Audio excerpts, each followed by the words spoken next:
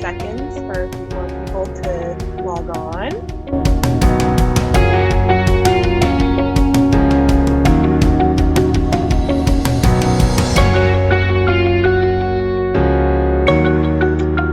All right.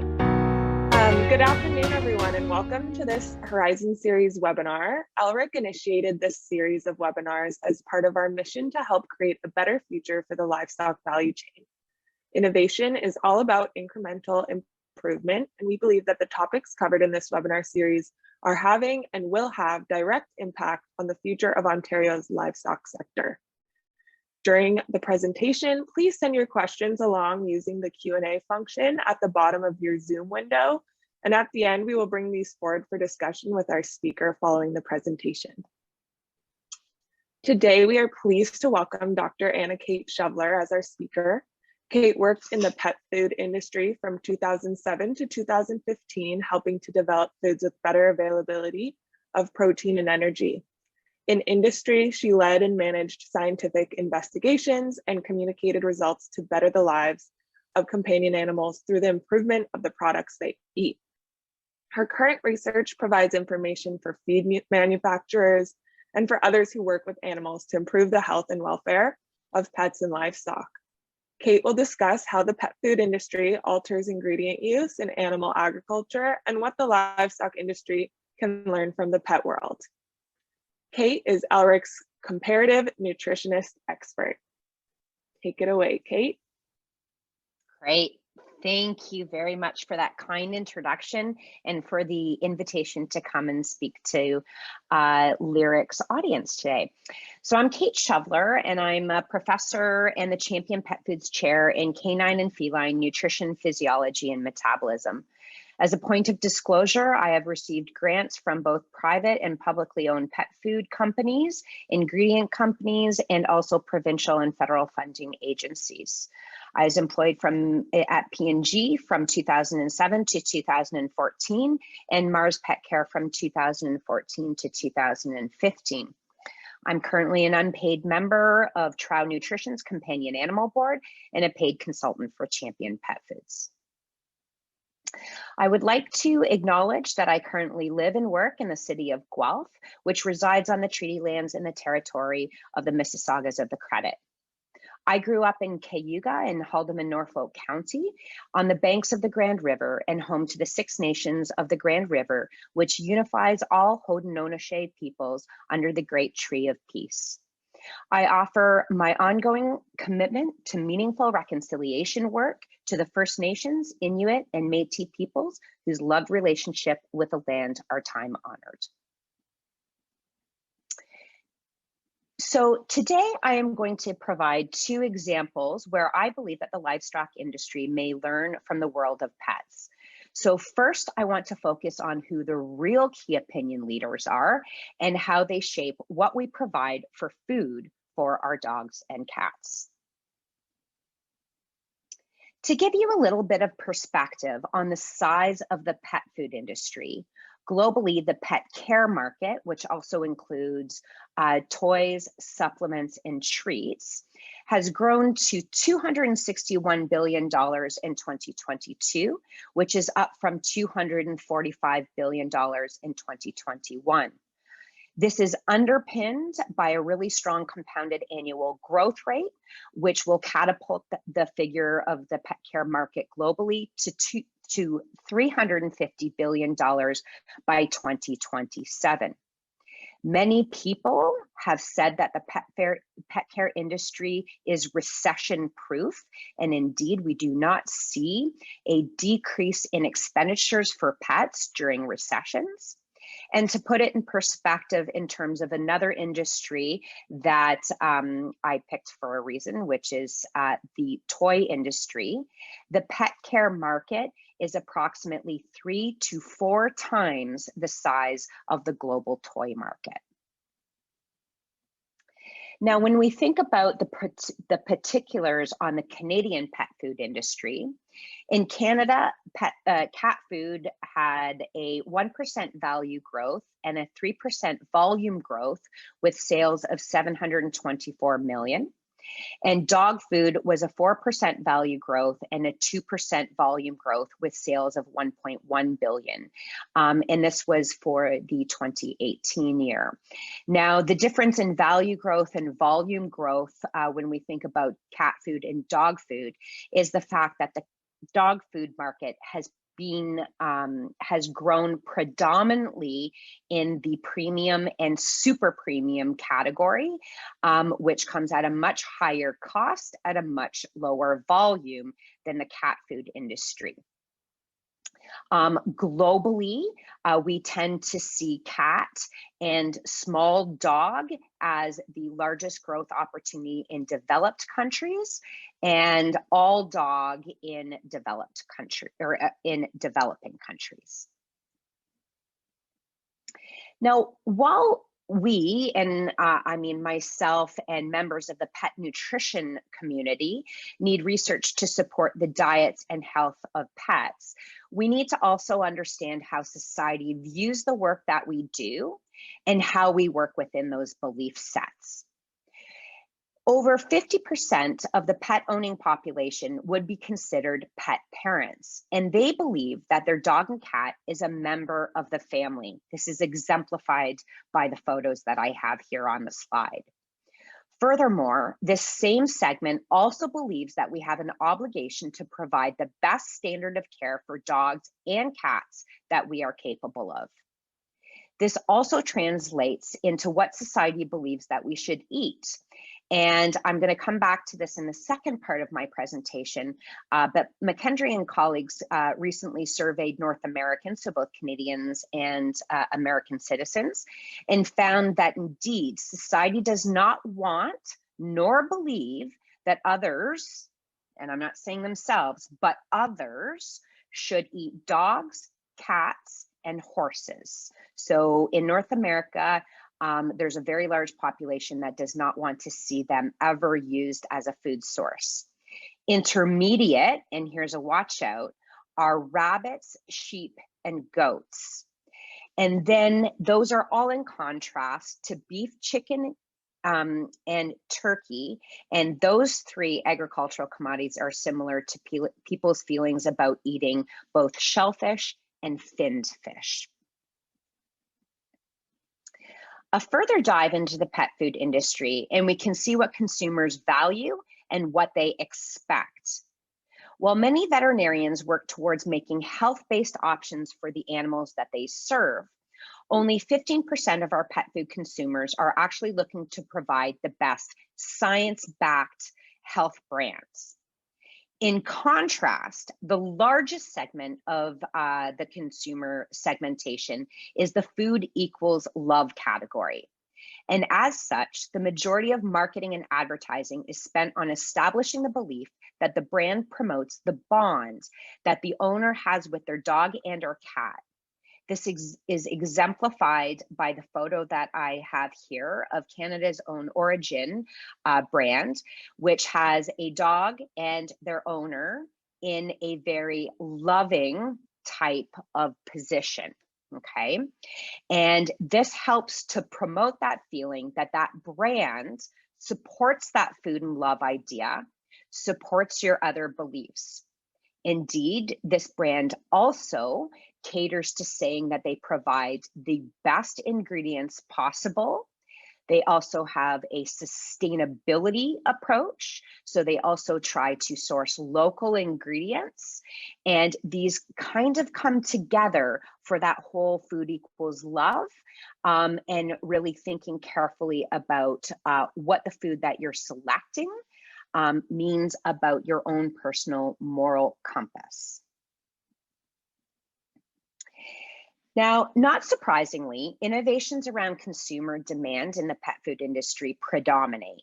And so we saw a really big drive of ingredients that consumers did not want in their pet foods. And I'm going to use that example today because gluten-free, grain-free, the whole idea about carbohydrates creating an inflammatory state has really gotten well recognized in human nutrition. And then our humans reapplied that to pet food. And that's the example I'm going to provide provide in the subsequent slides. But we also see a lot of innovations around processing. So we see a big move from the left-hand side, which is the photo on the side is what I call the round and brown, or the kibble. And all the way to the right-hand side, where these are two Canadian pet food companies. And the second from the right is a company by Cabo, which just got picked up in the last year on Dragon's Den. And they provide a direct-to-consumer, lightly cooked, fresh food option. It looks like human food. In fact, frankly, for those who have children in the audience, it looks a lot better than kids' food. So any kind of infant food looks way better. And then on the very far right side is a company chart called Charming Pet, which is developing algorithms based on the feedback that you give on your pet to provide you with different supplements for that pet through the month that you have. So you order each month, and each month they keep asking you questions about your dog, and then they cater this box of supplements to you. Now, of course, these types of innovations around consumer demands are underpinned by the humanization of pets. And this really means that we're making products that look like human food, and the marketing certainly suggests this as well. Now, the hardest part is that we have to do that innovation within a highly regulated environment. And so pet food companies, and I'll specifically focus on Canada here, we actually have a really large export pet food market. And every pet food that you export has to meet the geographical regulatory requirements, which means that we also have to produce data for different regulatory agencies. And we can't make changes such as consideration of new ingredients without a tremendous amount of research to support the inclusion of those ingredients. In fact, I often say in the United States, where pet food is highly regulated as it is in the European Union, pet food now falls under the Food Safety Modernization Act. And the only thing that has the level of regulations on pet food that would be comparable is infant formula, just to put that in perspective for everybody in terms of the amount of data that we have to present that's species specific.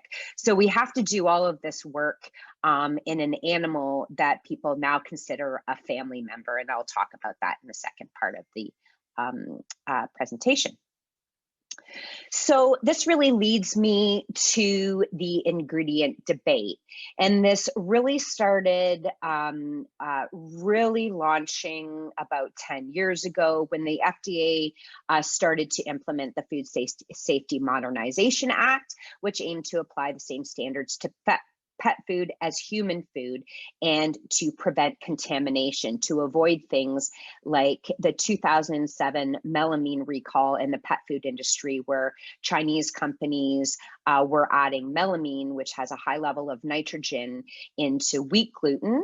And melamine is toxic to cats, and particularly is where it hit. But the Food Safety Modernization Act was also trying to address the level of kind of uncontrolled innovation that was happening within the pet food market, such as the naturals pet food market growing at 11% per year in contrast to traditional pet food. And do remember that I said pet food is growing, but we see more growth in naturals. We've also seen a big growth in grain-free and gluten-free, which underpins the conversation I'm about to have. And then, of course, where we also see a big growth opportunity would be in the raw market.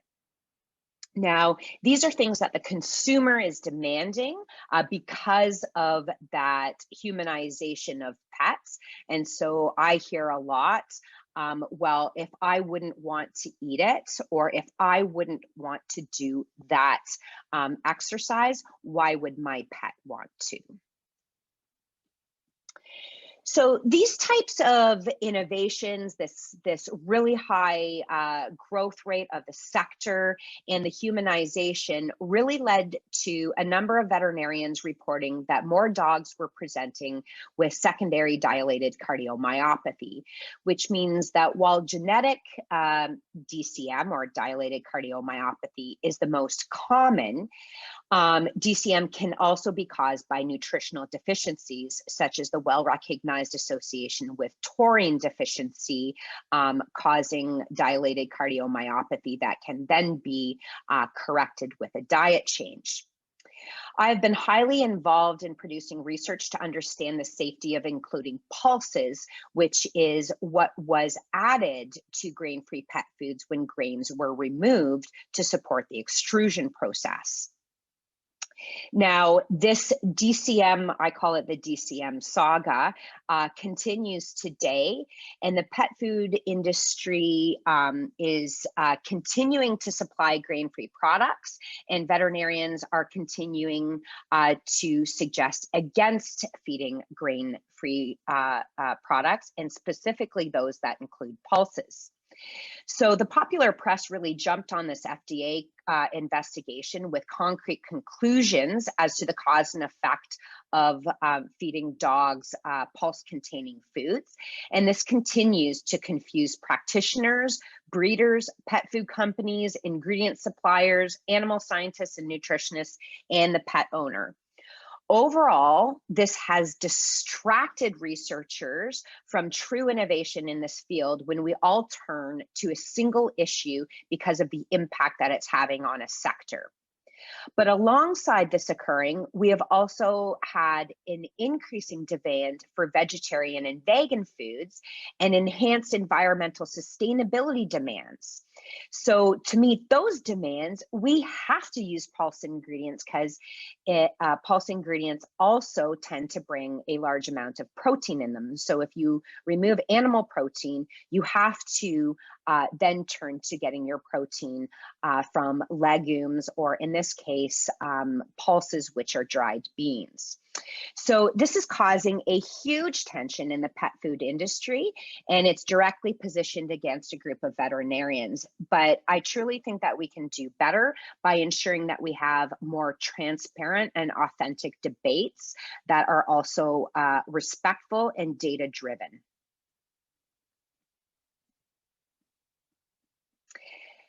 So if I was to kind of bring together these ideas about watching out for ingredients, and pulses being a great one because they are generally regarded as safe, but it's important to remember that once beliefs are formed by the consumer, so in this case, the consumer drove the demand for grain-free foods, not even really thinking about what would replace those grains because that didn't matter. They wanted the grains eliminated. Or key opinion leaders, such as the veterinarian, and there are a group of veterinarians that are quite adamant that pulses are the problem and are directly telling other veterinarians to never feed any dogs pulse-containing products.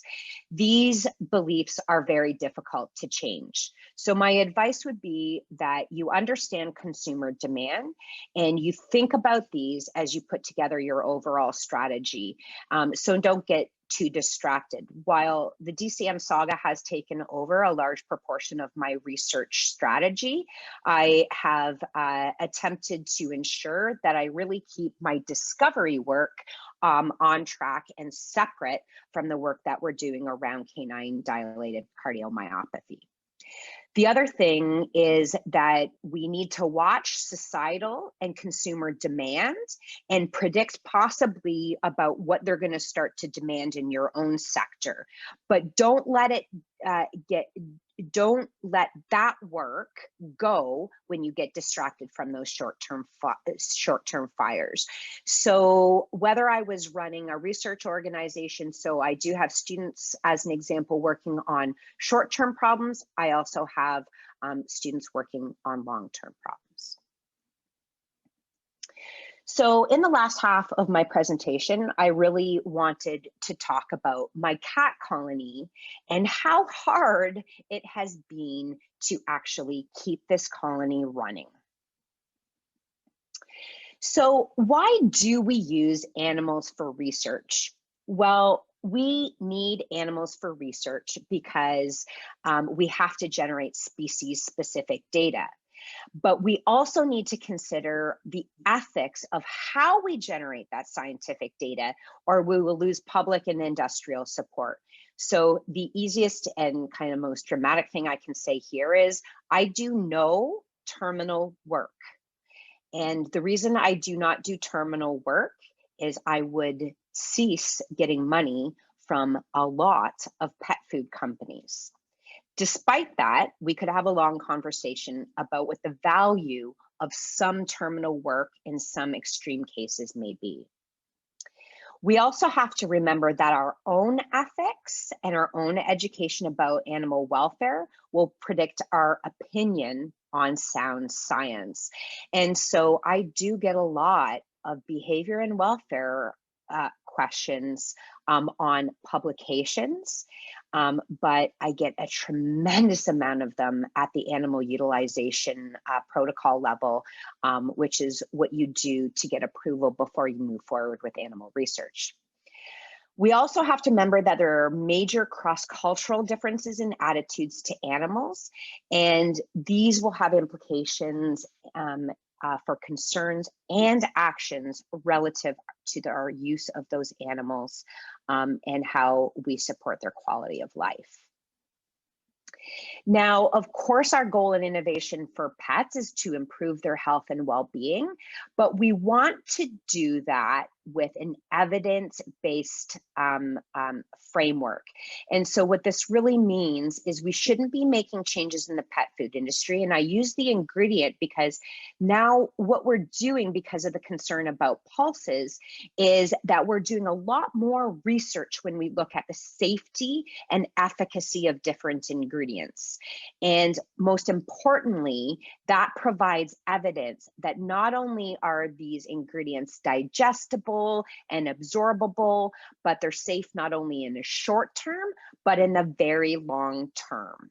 Okay, so I know the majority of you deal with growing animals that have much shorter feeding periods, but dogs, we feed largely adult dogs, and some dog food consumers will feed the exact same foods, the exact same brand of food for over a year.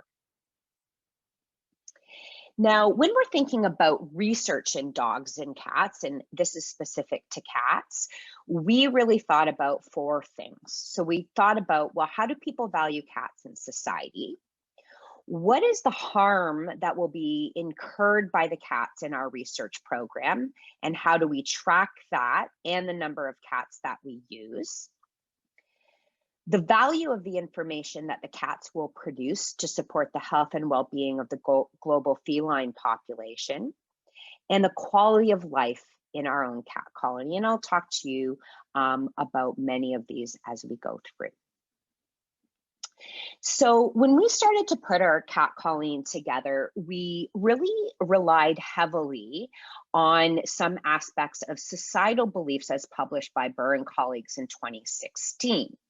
Now, everywhere that I have a green cat here, it means that we are ensuring that in the areas where both the veterinarian and the general population both strongly agreed, that we ensured that we went above and beyond on things like the socialization of our cats, the mental stimulation of our cats, the exercise needs of our cats, and etc. Okay, now the two red cats here are two places where first of all, there is disagreement a little bit.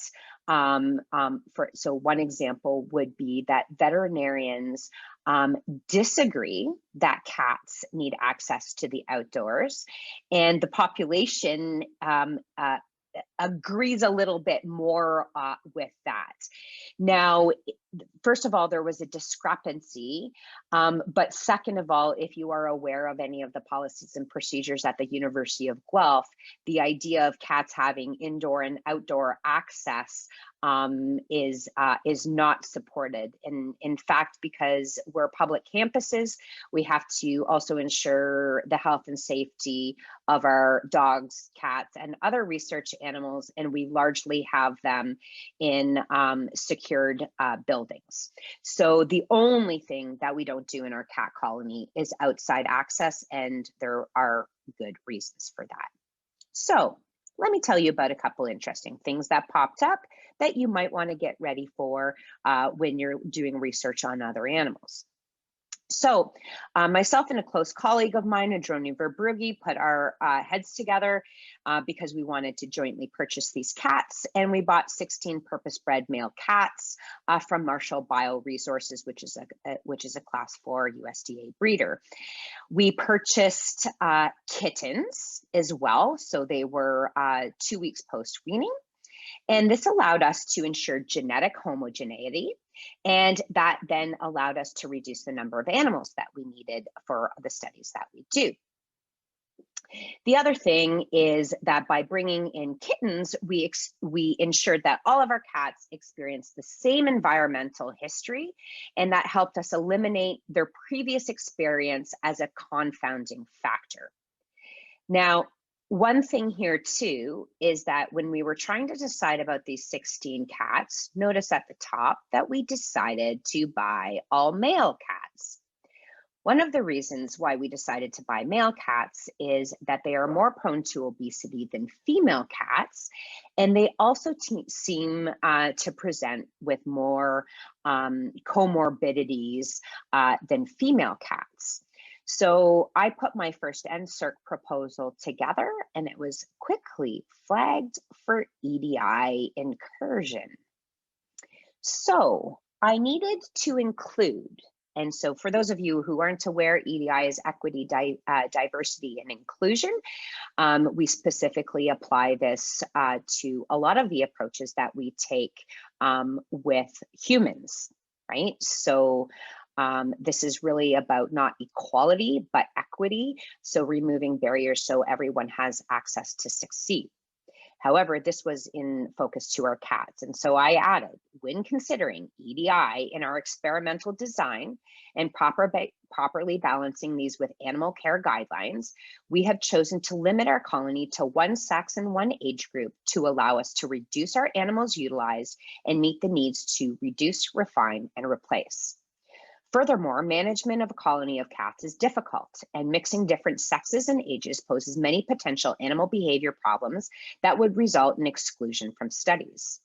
With a dearth of data surrounding energy metabolism in obligate carnivore species, any data to understand how these metabolically unique animals may respond to different diets is warranted. Furthermore, in all manuscripts, emphasis will be made on the need to now replicate findings using the other sex and different ages and breeds of cats. So when you're thinking about supporting different research streams in your agricultural animal research, you should also consider whether you are applying this equally among sexes and potentially breeds. So just to support and to show you a few things, this is our cat colony. The cats are group housed except for feeding because we're nutritionists, so we want to individually feed these cats. These cats have now been with us for 3 years. We have adopted a couple out, and that's largely for behavioral fit. Really, they were both lowest on the totem pole. A couple of things that you'll notice is, first of all, the cats are interactive. They're grooming each other, which is an affiliative behavior. So it shows that they have a good bond. If you're a behaviorist, what you will immediately notice upon entering the cat colony is they descend upon you. They're intensely curious, and they're doing extraordinarily well in this colony. In the middle is a cat in a calorimetry chamber where we place them for 24 hours to measure energy metabolism. And in case you haven't figured it out, lying with your belly showing in a completely relaxed state would suggest a high level of behavioral adaptation to that area. I also said that we provide them all kinds of opportunities to express natural behavior. So the cats are socialized for 2 hours, 5 days a week, with high value toys such as the roller here that the cat in the middle is working on. And we do put boxes in. They are probably our largest form of environmental enrichment. And then the last thing here is, this is my PhD student, Taylor Richards, who also has been running the cat colony for 2 years, so has managed the cat colony as a work study student, and will continue to manage the cat colony throughout her entire PhD. So we attempt to also keep consistent people working with our research cats to ensure that they're calm and low stress. A little bit more grooming and cute cat videos for you.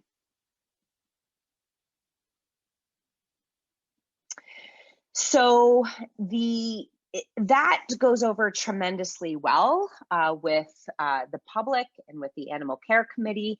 But then what the Animal Care Committee and the public tend to focus on is, what are we doing to the cats that's potentially harmful? And so it's important to remember that harm is defined by the level of pain, suffering, distress, and discomfort incurred by an individual. And so the procedures that we do that are potentially harmful would be weighing and body condition scoring, blood sampling, but we do that with minimally with analgesia. We have placed catheters with anesthesia to do subsequent blood sampling. We do track the number of times we place catheters, and we also have the anesthesiologist, who is our catheter, who places all of our catheters for us, also score the level of scar tissue on the cats, and make a call when so she'll recommend when the last study is. So she just did that on one cat in a current study that we have. We also do body composition using dual X-ray absorptiometry under analgesia, but I'm going to talk to you today about temporary space restrictions for indirect calorimetry and what we had to do to demonstrate its value. So when I wanted to temporarily restrict cats, there was a lot of distress because I wanted to do it for 24 hours, and that's a long period of time. So originally, when we demonstrated this, I was a scientist at P&G Pet Care, and we used male and female cats that were young. And what we wanted to do is we wanted to acclimate them to the primary researcher, collect baseline behavioral observations, and then we wanted to continue to collect those baseline behavioral observations in those cats over an 11-week structured acclimation procedure. So the most important data that we collected in these cats is a validated cat stress score system that was originally developed by Sandra McCune at the Waltham Pet Care Center, which is owned by Mars. And this really, you use an ethogram, which is a series of physical behavioral scoring, and those cumulatively come together to give you this cat stress score. 5 and above, the reason that that is cut off is 5 and above would be considered a terrorized cat. We had no terrorized cats in this study whatsoever. But what I can show you here is that here's what we did on the top. We just put a chamber in their group housing room, and we measured cat stress scores in all the cats. Then what we did, sorry, this was no chamber in the room. And then we put the chamber in the room, and we saw no increase in stress, but we left that chamber in the room, and that remains today in our cat colony as well. Then we took the cats and we introduced them to the study room.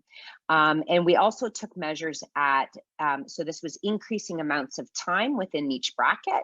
And this is at the 10, 50, and 80% time period. And you can see that whenever we change their environment, we cause an increase in stress, that as they become more exposed to it, we see a reduction in stress to baseline levels by the end of the period of week 6. Then we start to put them in chambers. So we start with 1 hour, 5 hours, 10 hours, 15 hours, and 20 hours of restriction. And we see the same response. So we saw a high stress response the first time we exposed them to the cat chambers, but we were back down to baseline at week 8 of this adaptation, was similar to our baseline measures. And so we have now cross-applied that, and we actually do not do less than a 9-week acclimation to temporary restriction following this exact same pattern in every cohort of cats that we get.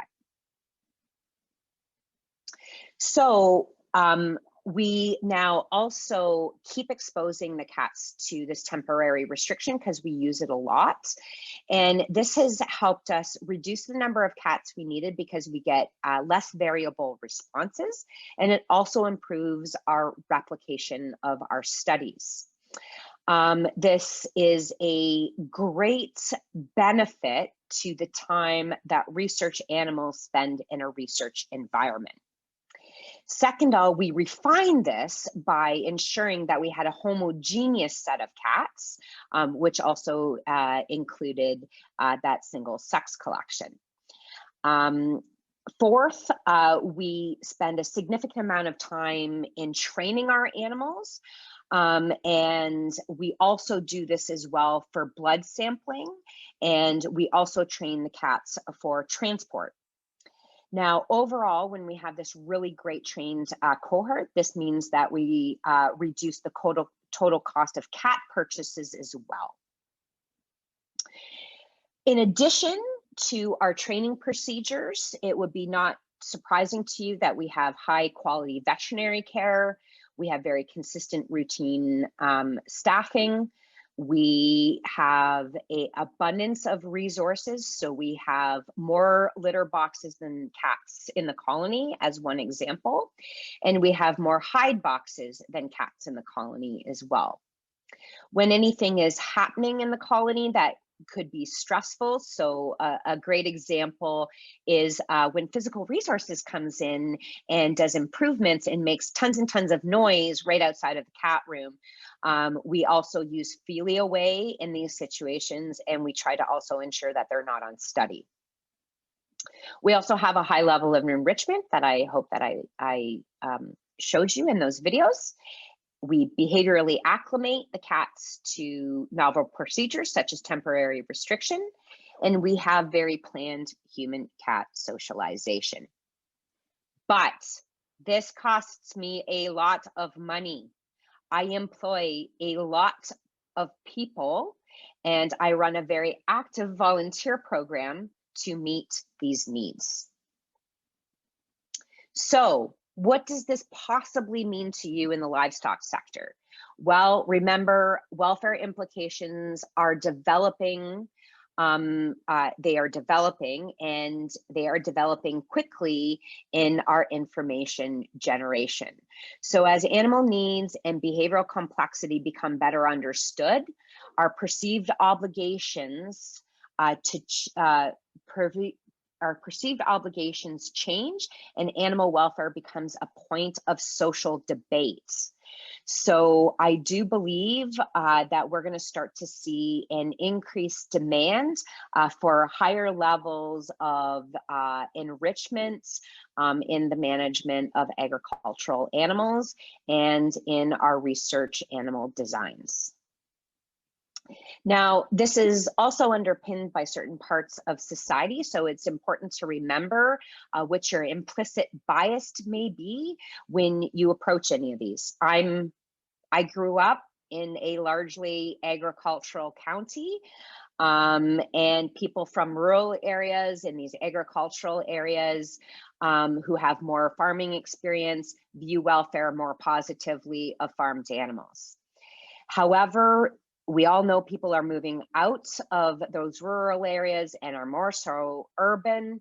And we also know that women, younger people, people with no children, and people in lower socioeconomic brackets are actually more concerned about animal welfare than those in rural areas. Remember too, that there is a higher tendency of millennial and Gen Z towards environmental concerns, activism, and they're very good at social media communication. So there is value to considering the behavior of the animal in your research procedures.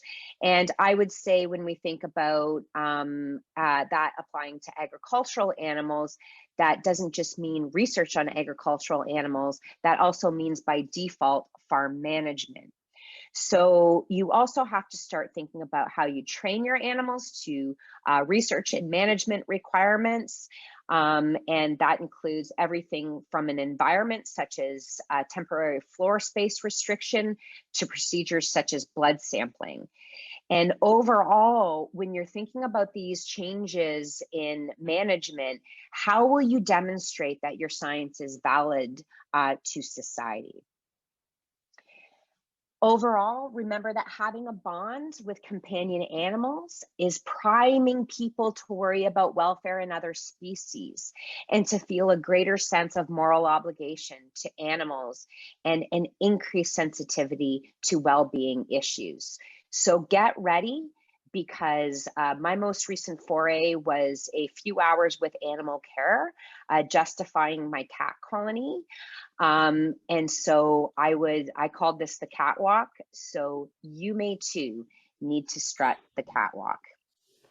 So with that, thank you very much. Great. Well, thanks. That was very interesting, and an exposure to a world that certainly I'm not that in tune with, and I think many of the viewers as well. We do have some questions. I want to get some questions answered. Melanie asked, are the stats of $265 billion industry in pet food and products, is that a Canadian statistic? Or is that world? That's global. That's global. Okay, thanks.